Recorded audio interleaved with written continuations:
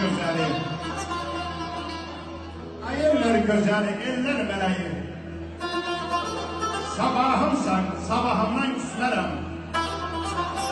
Mən ölüncə qolum alnım üstərəm. Sən şahımsan, öz şahımdan küsmərəm.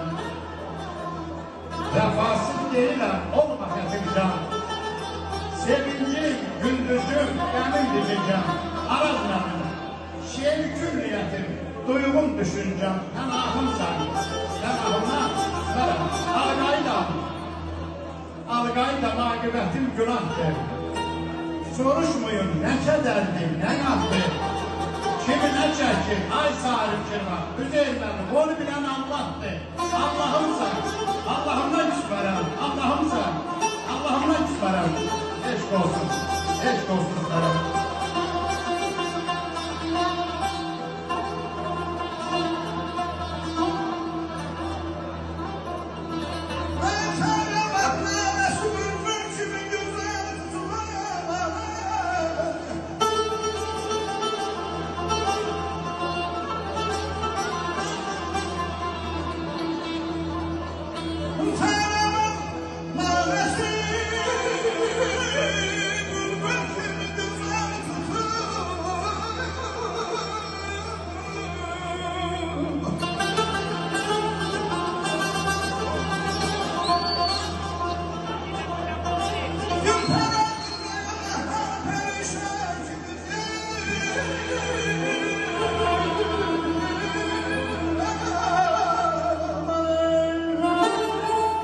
Bəli, tarih kamanı ustası çalır.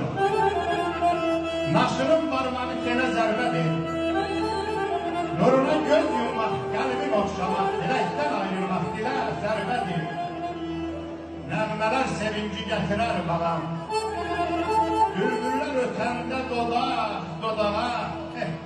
Maralı, ceylanı itirmək dağa. Sonasız yaşamaq, gölə zərbədir. Rasim, saxta hörmət bir hörmət deyil.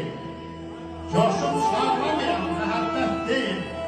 Ay kirmə, söndür sınması fəlakət deyil. Oktay mənim, dağlık yıxılanda elə zərbədir, elə.